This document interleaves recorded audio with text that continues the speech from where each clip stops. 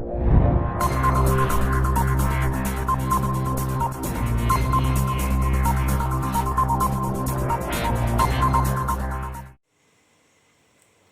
साथियों, नमस्कार। मैं संतोष प्रजापति स्वागत करता हूं आप सबको आपके अपने YouTube channel the amplifier classes में। साथियों, कैसे हैं आप लोग? आशा करता हूं ठीक ही होंगे। ठीक है, तो हिंदी की क्लास में हिंदी का जो क्लास चल रहा था उसमें से लगभग 5 वीडियो बन चुके हैं। ये हमारा 6वां वीडियो है। ठीक है, 5 वीडियो में हमने आपको वर्ण के बारे में पूरी जानकारी दी है। वर्ण क्या होता है, वर्णमाला क्या होता है, ठीक है, वर्णमाला को कितने भागों में विभक्त किया गया है, ठीक है, और उसके अलग अलग रूपों का जो है हमने बारी बारी से अलग अलग वीडियो में, हर एक वीडियो में जो है हमने उसके बारे में खूब अच्छी तरह से उसको पढ़ाया है। ठीक, अगर आप हमारे इस चैनल को अगर पहली बार आप देख रहे हैं तो प्लीज़ चैनल को सब्सक्राइब करना ना भूलें और साथ में बेल आइकन को भी प्रेस करके ऑल का बटन जरूर दबाएं। इससे क्या होगा कि जब भी हम कोई नया वीडियो बनाएंगे, ठीक है, तो उसका नोटिफिकेशन सबसे पहले आपके पास पहुंचेगा। तो चैनल को जरूर सब्सक्राइब करें और हाँ, वीडियो को जो है आप लोग पूरा देखा करें। ठीक है, वीडियो को शुरू से लेकर लास्ट तक देखा करें। वीडियो को कम देखते हैं, ठीक, स्किप करते हैं, तो इससे क्या होता है, आप लोगों को जो है पूरी तरह से समझ में नहीं आएगा कि क्या बताया जा रहा है। ठीक है, इसलिए आपसे अनुरोध है कि वीडियो को जो है स्किप ना करें और वीडियो को पूरा देखें। ठीक है, और अपने यार दोस्तों के पास भी भेजें।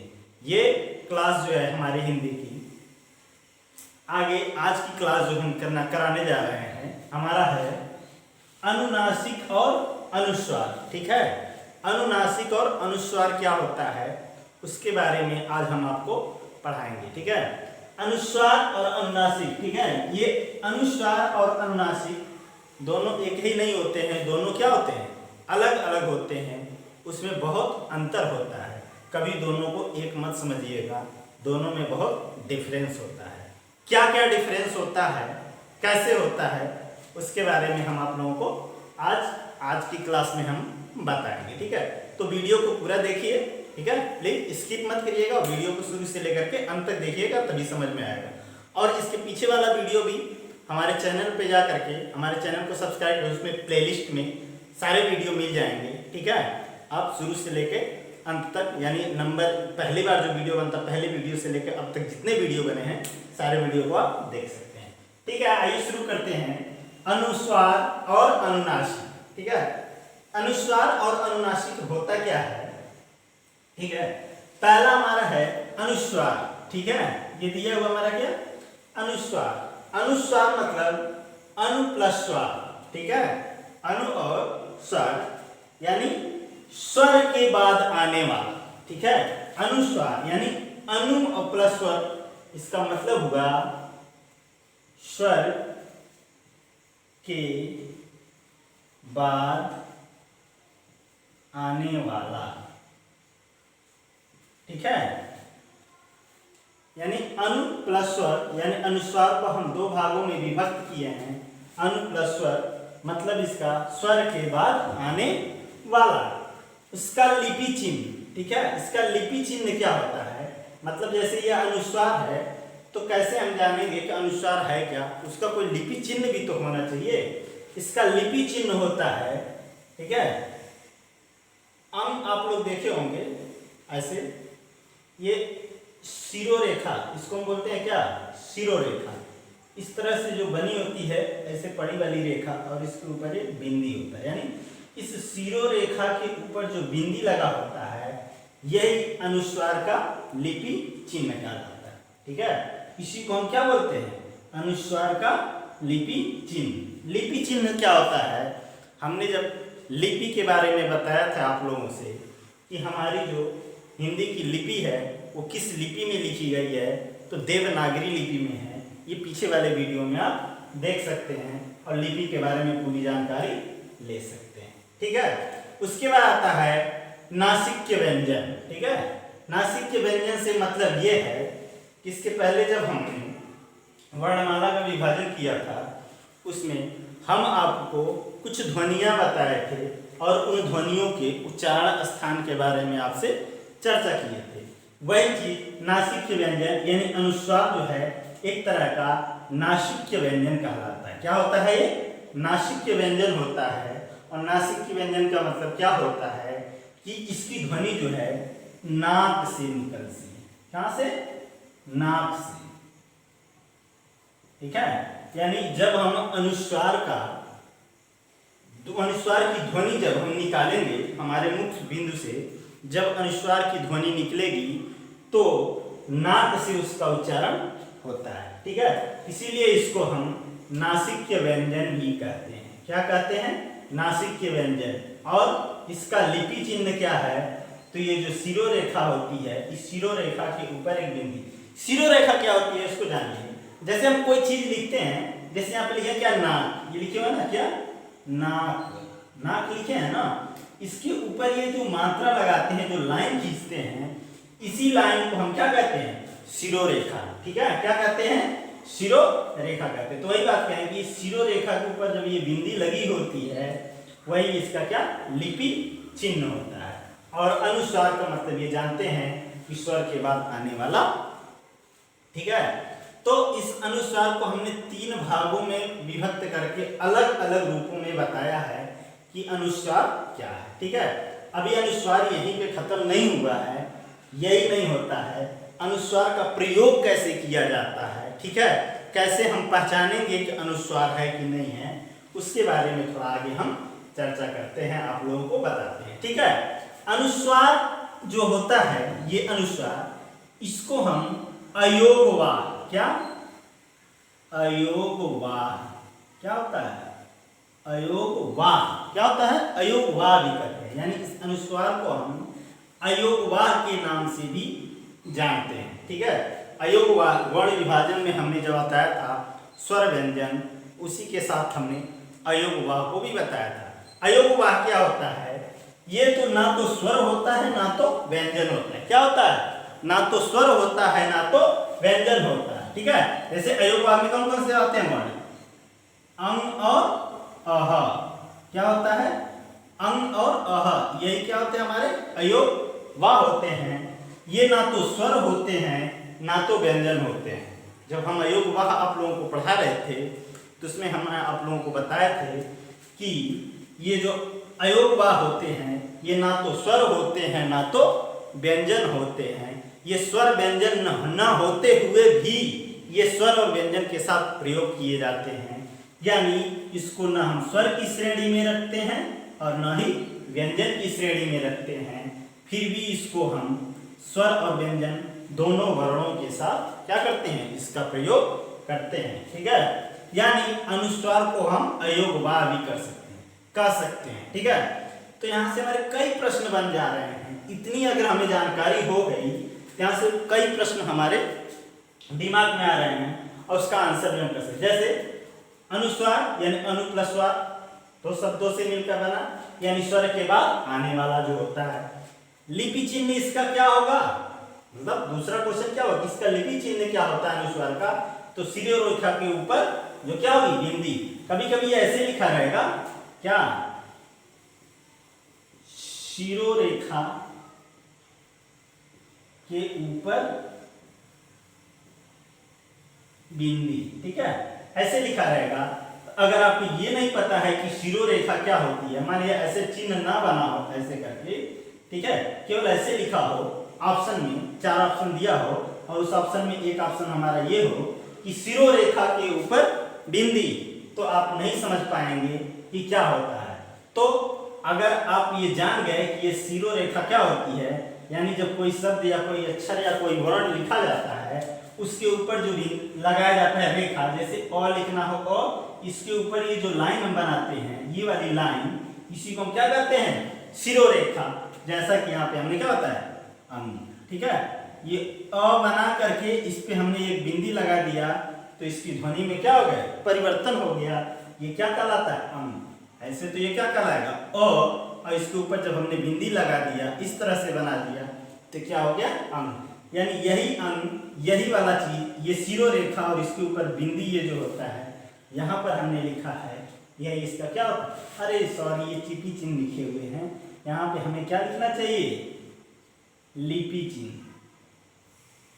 ठीक है, क्या होना चाहिए, लिपि चिन्ह। ठीक है, गलती हो गई, हो जाते हैं मिस्टेक। ठीक है, क्या होना चाहिए, लिपि चिन्ह होना चाहिए। ठीक है, इसके लिए हम आपसे क्षमा मांगते हैं, यानी हमने यहाँ पे क्या लिखा था, चौगाना दिया था, बाकी क्या हो गया, ये लिपि चिन्ह। इसको अच्छे से लिख देते हैं,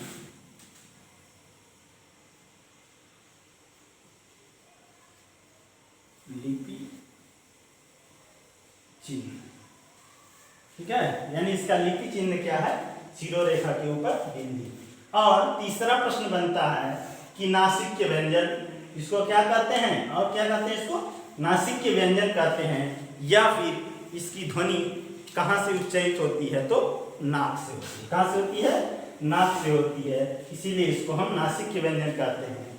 चौथा प्रश्न बनता है, अनुस्वार को और किस नाम से जानते हैं, या अनुस्वार और क्या होता है, तो उसको हम अयोगवाह भी कहते हैं। क्या कहते हैं, अयोगवाह कहते हैं। ठीक है, इतना समझ में आ गया होगा। आगे देखते हैं क्या है। ठीक है, बता रहे हैं, मुझे इसको मिटा दे थोड़ा सा।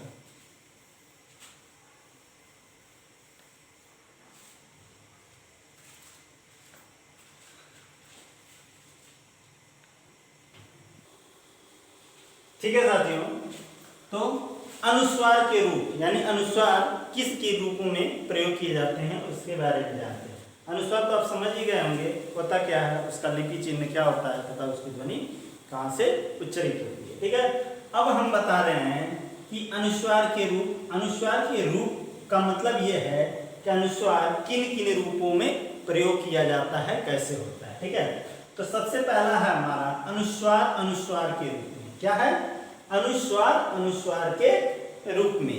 अब अनुस्वार को अनुस्वार के रूप में हम कैसे प्रयुक्त करेंगे, जैसा कि हम जानते हैं अनुस्वार का जो लिपि चिन्ह होता है यही होता है, यानी सीरो रेखा के ऊपर क्या होती है, बिंदी होती है, यही हमारा अनुस्वार कहलाता है। और अनुस्वार को हम अनुस्वार के रूप में कैसे प्रयोग करेंगे उसके बारे में हम आप लोगों को बता रहे हैं। ठीक है, अब एक चीज ध्यान दीजिए, अनुस्वार अनुस्वार के रूप में, लेकिन खुद वो क्या लगे कि वो अनुस्वार है। ठीक है, जैसे हम कुछ शब्द लिख रहे हैं। ठीक है, पहले ये जान लीजिए, जब, इसको हम मिटा दे रहे हैं। ठीक है, दूसरा है, ये भी जान लीजिए, दूसरा होता है नासिक के व्यंजन के स्थान पर। ठीक है, यानी नासिक के व्यंजन के स्थान पे भी हम अनुस्वार का प्रयोग, यानी ये वाला शिरो रेखा के ऊपर बिंदी का प्रयोग करते हैं। और तीसरा होता है अनुनासिक। ठीक है, यही वाला अनुनासिक जो है, अनुनासिक के स्थान पर, अनुनासिक के स्थान पर भी हम क्या, अनुस्वार का प्रयोग करते हैं। तो कैसे करते हैं, आइए हम बताते हैं, एक एक करके तीनों पढ़ते हैं। सबसे पहले देते हैं कि अनुस्वार अनुस्वार के रूप में कैसे प्रयोग होता है। ठीक है, तो इन दोनों को मिटाते रहे, अभी जब बाद में पढ़ाएंगे बारी बारी से एक एक करके तीनों हम आप लोगों को बताएंगे। सबसे पहले देखते हैं अनुस्वार अनुस्वार के रूप में कैसे प्रयुक्त होता है। ठीक है, उसके लिए थोड़ा सा आपको जानना होगा कि जब, यानी जब य, र, ल, व, श, श, ह। ठीक है, यानी क्या, य, र, ल, व, श, श, ह। ठीक है, जब इनके ये जो दिए हुए हैं, क्या, जब हमने आपको व्यंजन वर्णमाला का व्यंजन बताए थे तो उसमें बताए थे क्या, य से लेकर व तक। ठीक है, य, व, र, य, व भूल गए क्या, जब य, व। ठीक है, य, व, र, ल। ठीक है, य, व, र, ल, श, श, श, ह। ठीक है, इस तरह से है, यानी श, श, श, ह, यहां से लेकर यहां तक, यानी इसको हम क्या बोलते हैं, अंतस्थ व्यंजन। क्या बोलते हैं, अंतस्थ व्यंजन। और इसको हम बोलते हैं क्या, ऊष्म व्यंजन। ठीक है, यह हमारा क्या कहलाता है, अंतस्थ व्यंजन, और ये हमारा कहलाता है ऊष्म व्यंजन। अंतस्थ व्यंजन के बारे में इसकी पूरी चर्चा हमने जब वर्णमाला पढ़ाया था व्यंजन, उसमें पूरे अच्छी तरह से आप लोगों को बताया था, और ऊष्म व्यंजन के बारे में भी बताया था। आज हम पढ़ रहे हैं अनुनासिक। अनुनासिक में हम इसका प्रयोग कैसे करते हैं, इसके बारे में हम आप लोगों को बताते हैं। यानी कहने का मतलब यह है कि जब य व र ल स स और ह ये वाले वर्ण आ जाएं, ठीक है, ये सब वर्ण जब भी आ जाएं तो इनके पहले आता है। ठीक है, ये सब वर्ण जब आता है तो इन वर्णों के पहले जब आता है, ठीक है, अनुस्वार यानी शिरोरेखा के ऊपर बिंदी। जैसे हम कुछ शब्द लिख रहे हैं, अब इस शब्द से आपको समझ में आ जाएगा। जैसे लिखा है संयम, क्या लिखा है, संयम। उसके बाद लिखा है संवहन, संवहन। उसके बाद संरक्षक, संरक्षण। उसके बाद लिखा है संलेपन,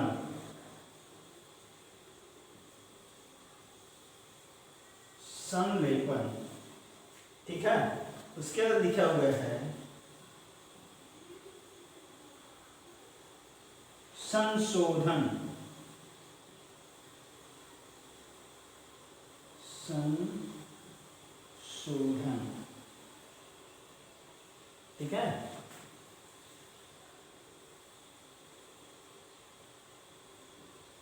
इत्यादि। ठीक है, यहां पे कुछ शब्द लिखे गए हैं, जैसे यहां लिखा हुआ क्या, संयम। ठीक है, अब संयम यहां देखिए आया क्या, य व र ल, ये इस तरह से आया, यानी ये य के पहले ये क्या आया है, स। ठीक है, इस स से हमें नहीं मतलब है, यानी ये के पहले ये जो आया है शिरोरेखा के ऊपर बिंदी, यानी ये अनुस्वार के रूप में प्रयुक्त हुआ है। ठीक है, उसी तरह से संवहन यानी व पर, ठीक है, व के पहले यहाँ पे प्रयुक्त हुआ है। उसके बाद संरक्षण र के पहले प्रयुक्त हुआ है। संलेपन ल के पहले प्रयुक्त हुआ है। संशोधन स के पहले प्रयुक्त हुआ है। इसी तरह से बहुत सारे शब्द होंगे जहां पे हम क्या करेंगे, अनुस्वार को अनुस्वार के रूप में व्यक्त करते हैं। यानी कहने का मतलब ये है कि य र ल व, ठीक है, इसको सीधा लिख दे रहे हैं तब समझ में आएगा, य र ल व। ठीक है, अब समझ में आएगा, य र ल व स स ह। ठीक है, इन अक्षरों के पहले जहां पर भी किसी भी अक्षर के ऊपर यदि इस तरह की शिरोरेखा के ऊपर बिंदी होती है तो हमें समझ जाना चाहिए कि क्या है, वो अनुस्वार है। क्या है, ये अनुस्वार है। ठीक है, और एक चीज और, इसका जब हम उच्चारण करते हैं, जब हम बोलते हैं, कहते हैं, ठीक है ना, क्या, संयम, तो इसका जो है ध्वनि हमारे नाक से उत्पन्न होती है।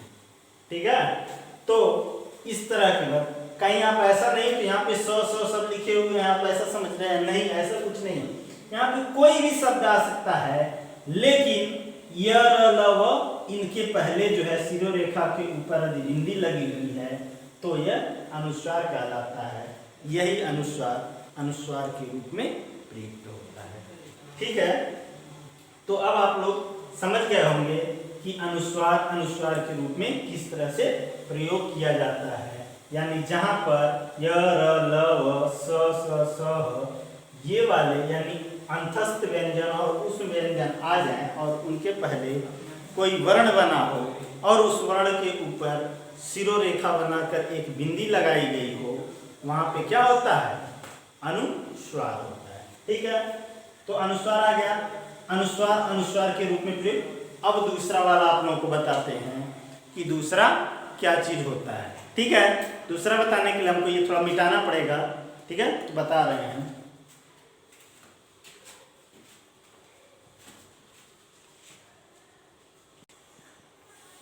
ठीक है, दूसरा हमारा नासिक के व्यंजन के स्थान पे। पहला क्या था, अनुस्वार, अनुस्वार के रूप में कैसे प्रयुक्त होता है। दूसरा है नासिक के व्यंजन के स्थान पे। ठीक है, सबसे पहले ये हमें जानना होगा नासिक के व्यंजन होता क्या है। ठीक है, नासिक के व्यंजन, जैसे हमने जब आपको वर्णमाला में व्यंजन पढ़ाया था तो व्यंजन में 5 वर्ग बताए थे। क्या बताए थे, 5 वर्ग। क्या वर्ग, क वर्ग, च वर्ग, ट वर्ग, त वर्ग और प वर्ग, यानी क च ट त प, 5 वर्ग। 5 वर्ग में हर एक वर्ग में 5-5 अक्षर, कुल टोटल 25 अक्षर के बारे में बताए थे। लेकिन उसके लास्ट का, प्रत्येक वर्ग का जो अंतिम अक्षर होता है उसके बारे में भी हमने आप लोगों को बताया था। उसी को हम क्या कहते हैं, पंचमाक्षर। क्या कहते हैं हम, पंचमाक्षर। जैसे यहां देख लीजिए, क च ट त और प। ठीक है, यानी अंग, इय, अण, न और म। ये जो प्रत्येक वर्ग के अंतिम अक्षर होते हैं, यानी इसको हम क्या बोलते हैं, क वर्ग। क्या बोलेंगे, क वर्ग। किस नाम से जानते हैं हम इसको, क वर्ग बोलते हैं। यानी क वर्ग, इसमें कितने होते हैं, क ख ग घ अंग होता है ना। ये जो अंतिम अक्षर होता है, अंग, इय, अड़, न और म, यही, इसको हम किस नाम से जानते हैं, पंचमाक्षर। ठीक है, इसको हम क्या कहते हैं, पंचमाक्षर के नाम से जानते हैं। ठीक है, यही पंचमाक्षर जो होते हैं इसी को हम नासिक के व्यंजन भी कहते हैं। और नासिक के व्यंजन क्यों कहते हैं, क्योंकि इनका उच्चारण कहाँ से होता है, नाक से। कहाँ से होता है, नाक से। इसको हम जब नाक से उच्चारित होने के कारण ये नासिक के व्यंजन भी कहलाते हैं और पंचमाक्षर के नाम से हो जाते हैं। तो यही हमें बताना है कि नासिक के व्यंजन के स्थान पर कैसे हम अनुनासिक का प्रयोग करते हैं। ठीक है, तो बताते हैं आप लोगों को।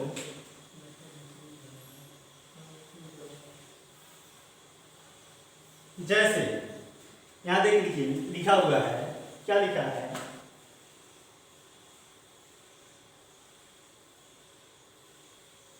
अंक। ठीक है, इसके बाद लिखा हुआ है शंख। उसके बाद लिखा हुआ है, इसको इसमें लिखना है, पं,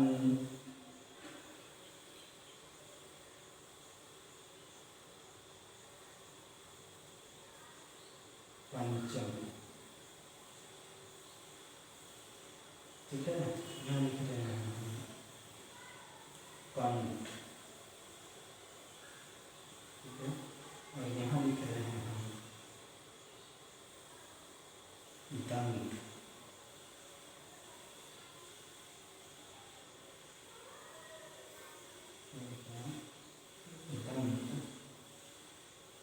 और यहाँ लिखा है चंपा।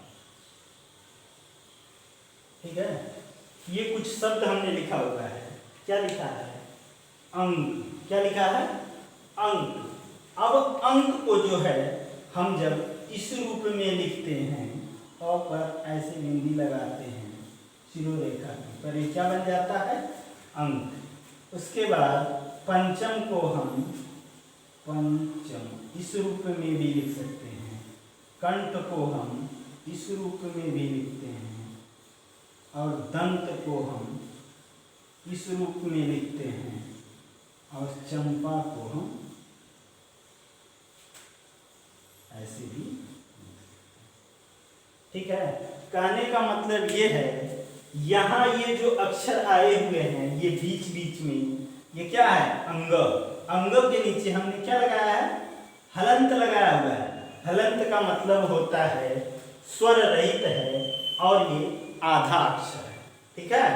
यहाँ पे क्या है, इया आया हुआ है, यानी आधा इया आया हुआ है, यहाँ हलंत लगाने की जरूरत ही नहीं है, आधा इया आया हुआ है। यहाँ पे आधा अण आया हुआ है, यहाँ पे आधा न आया हुआ है, और यहाँ पे आधा म आया हुआ है।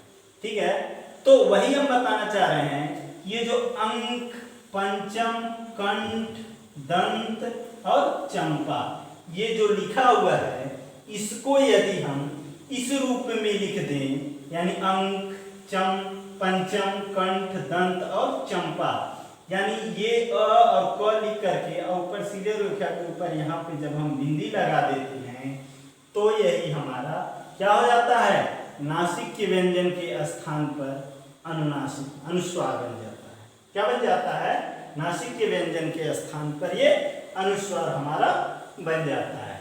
ठीक है, इसीलिए हम इसको नासिक के व्यंजन के स्थान पे भी प्रयुक्त कर सकते हैं। जैसे हमें क्या लिखना हो, गंगा, क्या लिखना हो, गंगा। ठीक है, आजकल की किताबों में ऐसा नहीं मिलेगा आपको देखने के लिए, लेकिन जब पुरानी किताब देखेंगे या संस्कृत का जो किताब देखेंगे, उसमें ये आपको देखने के लिए मिल जाएगा। आजकल की किताबों में क्या लिखा रहता है, इस तरह से ग ऐसे करके, और इसके ऊपर क्या लगा रहेगा, एक बिंदी रहेगी, यानी शिरो रेखा के ऊपर एक बिंदी लगा दी जाएगी, यही वाला क्या बन जाता है, हमारा अनुस्वार बन जाता है। यानी इसी से हम जो है नासिक के व्यंजन के स्थान पर हम अनुस्वार का प्रयोग करते हैं। यानी नासिक के व्यंजन क्या होता है, जो हमारे पंचमाक्षर होते हैं, प्रत्येक वर्ण के अंतिम के पांचों अक्षर जोड़ देंगे, अंग, य, अ, न और म, अंग, य, अ और न और म, इन्हीं के स्थान पर जब हम इस तरह का चिन्ह प्रयुक्त कर देते हैं, वो क्या कहलाता है, अनुस्वार कहलाता है। और वास्तव में ये कब होता है, नासिक के व्यंजन के स्थान पे कहलाता है, इसलिए हम इसको अनुस्वार के रूप में भी प्रयुक्त करते हैं। ठीक है, उसके बाद तीसरा वाला हमने आप लोगों को बताया है। ठीक है, ये समझ में आ गया होगा। पहला बताए थे क्या, अनुस्वार, अनुस्वार के रूप में क्या य, र, ल, व आए, तो उसके बाद नासिक के व्यंजन के स्थान पर इसका प्रयोग करते हैं। और तीसरा हमारा है, तीसरा क्या होता है, तीसरा जो होता है यही अनुनासिक के स्थान पर क्या होता है, अनुनासिक के स्थान पर। ठीक है, तीसरा हमारा क्या होगा, अनुनासिक के स्थान पर हम अनुस्वार का प्रयोग कैसे करते हैं। तो इस अनुनासिक के स्थान पर अनुस्वार का प्रयोग करेंगे कैसे, उसके पहले हम जान लेते हैं ये अनुनासिक क्या होता है। अनुनासिक जो होता है, ठीक है, अनुनासिक को हम एक चंद्र बिंदु भी कहते हैं। क्या कहते हैं, चंद्र बिंदु, चंद्र बिंदु। ठीक है, अनुनासिक को हम क्या कहते हैं, चंद्र बिंदु के नाम से भी हम जानते हैं।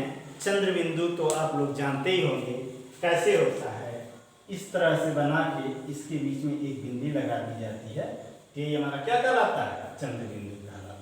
ठीक है, यानी अनुस्वार को हम चंद्र बिंदु कहते हैं, और चंद्र बिंदु का लिपि चिन्ह क्या होता है, ये वाली चीज होती है। ठीक है, तो उसी के बारे में हम बताएंगे कि अनुनासिक के स्थान पर हम अनुस्वार का प्रयोग कैसे करते हैं। ठीक है, चंद्र बिंदु क्या होता है, चंद्र बिंदु के कुछ शब्द देख लीजिए। जैसे यहाँ लिखा हुआ क्या, चांद, क्या लिखना हमें, चांद।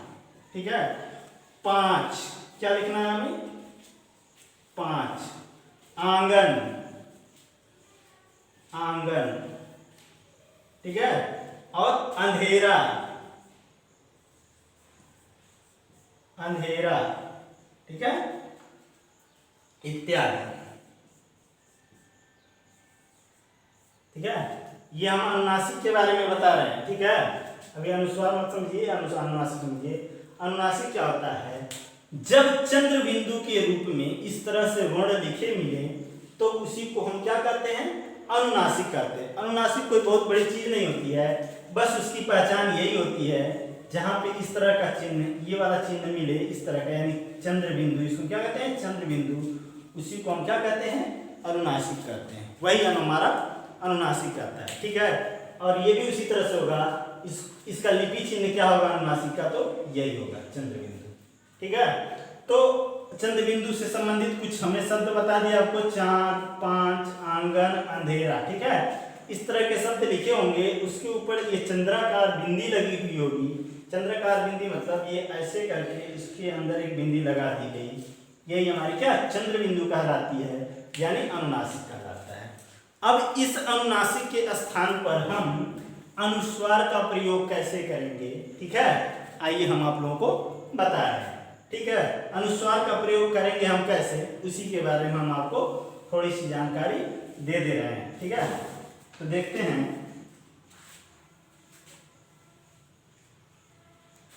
ठीक है, इसको मिटा दें। यानी जब क्या हो, ई, बड़ी ई, छोटा ऊ, बड़ा ऊ, ए, आई, ओ, औ, ठीक है। यानी इसकी मात्रा क्या होगी? छोटी की मात्रा इधर से करके ऐसे हम लगाते हैं, बड़ी की मात्रा क्या इधर से करके हम ऐसे लगाते हैं, छोटा ऊ की मात्रा इधर से लगाते हैं, बड़ा ऊ की मात्रा इधर से, ए की मात्रा इधर से, आई की मात्रा ऐसे, ओ की मात्रा ऐसे और औ की मात्रा ऐसे, ठीक है। जब इस तरह की मात्रा वाले शब्द मिल जाएं, ठीक है, जब इस तरह के ये मात्रा वाले शब्द मिल जाएं, यानी ये मात्रा, ये मात्रा, ये मात्रा, ये मात्रा और ये और ये, कोई भी शब्द लिखा हो उसमें इस तरह की मात्राएं दी गई हों, तो हम क्या करते हैं, वहां पर चंद्र बिंदु न लगा करके उसके स्थान पर हम क्या, यही अनुस्वार यानी शिरोरेखा के ऊपर हिंदी का प्रयोग करते हैं। कैसे करते हैं? जैसे देख लीजिए, लिखा हुआ है कि लिखा है क्या? मैं, एक शब्द लिखा हुआ है क्या? मैं। इस तरह से क्या लिखा हुआ है? मैं। वास्तव में यहाँ पर चंद्र बिंदु का प्रयोग होना चाहिए, लेकिन यहाँ पे ऐ की मात्रा आ गई है और जगह का अभाव है। जगह के अभाव के कारण हम यहाँ पे अनुनासिक का प्रयोग कर देते हैं, ठीक है। ये मैं लिखा गया और यहाँ पे अनुनासिक आ गया, ठीक है। यहाँ अनुनासिक के रूप में, ठीक है, अनुस्वार, ठीक है, सॉरी अनुस्वार हम लगा दिए। यहाँ पे क्या आ गया? मैं लिखा गया, क्योंकि यहाँ पे पहले से दो मात्राएं दी हुई हैं, जगह नहीं है, जगह के नाते हम इस तरह से, हम ऐसे करके इस तरह से मात्रा हम नहीं लगा सकते, यानी ये हमारा क्या हो जाएगा? गलत हो जाएगा। यहाँ पे हम ऐसे लगा देंगे, तो वास्तव में तो ये तो अनुनासिक है, ठीक है, लेकिन इसको हम अनुस्वार के रूप में प्रयुक्त किए हैं, ठीक है। यानी अनुस्वार ने, अनुनासिक ने अनुस्वार से कहा कि भैया मेरा एक छोटा सा काम कर दो और यहाँ पर जाकर तुम बैठ जाओ। क्यों? क्योंकि मेरे बैठने का जगह वहाँ पे नहीं है, हम वहाँ पे बैठ नहीं सकते हैं, ठीक है। तो अब आप लोग समझ ही गए होंगे कि अनुनासिक के रूप में अनुस्वार का प्रयोग कैसे किया जाता है, ठीक है। कुछ और शब्द बता दे रहे हैं, जैसे लिखा हुआ है में, नहीं, ठीक है, गूंद,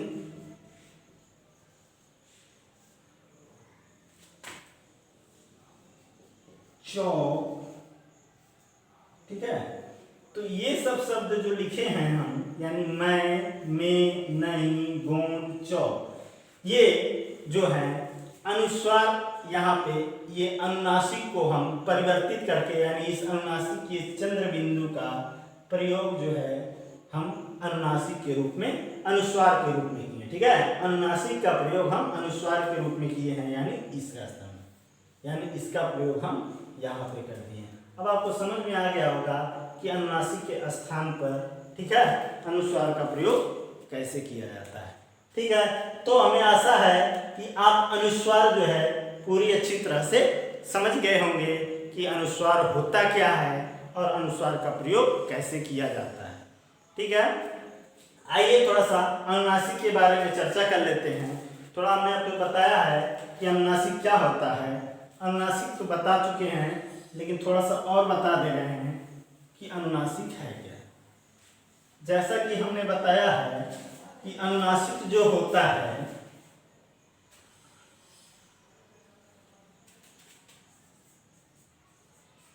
अनुनासिक, ठीक है, अनुनासिक, इसका उच्चारण स्थान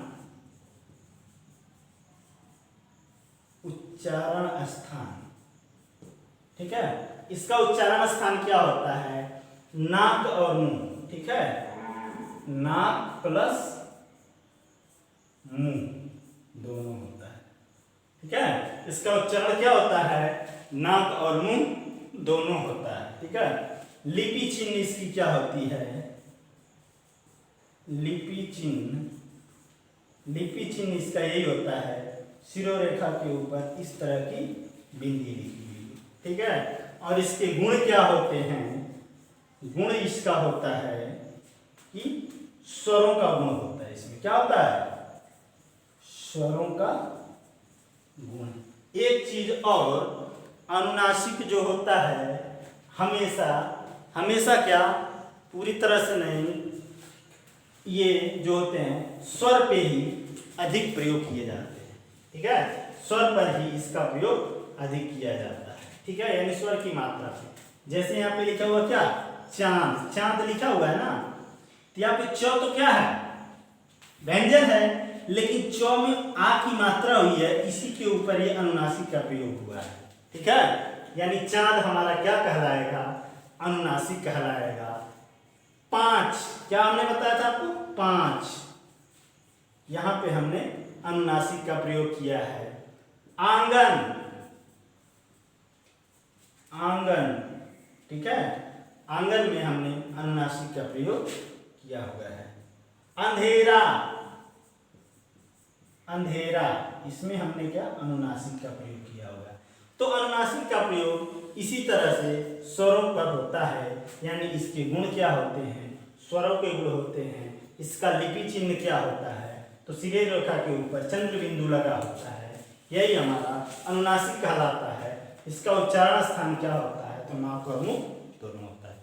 ठीक है साथियों, अब आप लोगों को अनुस्वार और अनुनासिक पूरी अच्छी तरह से समझ में आ गया होगा। अनुनासिक का साइन ये होता है, शिरोरेखा के ऊपर बिंदी लगी होती है, और अनुस्वार क्या होता है, चंद्र बिंदु को कहते हैं। ठीक है, तो आज की क्लास के लिए बस इतना ही। आने वाले क्लास में हम आप लोग को अल्प प्राण, महाप्राण, ठीक है, ये सब क्या होते हैं उसके बारे में हम आप लोगों को बताएंगे। हाँ दोस्तों, वीडियो में जरा कमेंट जरूर किया कीजिए। ठीक है, आप कमेंट करके बताएंगे कि हमारा ये वीडियो कैसा लगा आपको। ठीक है, यदि उसमें कोई कमी होगी तो उसके लिए आप कुछ सलाह देंगे, सुझाव देंगे, उसका जरूर पालन किया जाएगा। ठीक है दोस्तों, आज के लिए बस इतना ही। धन्यवाद।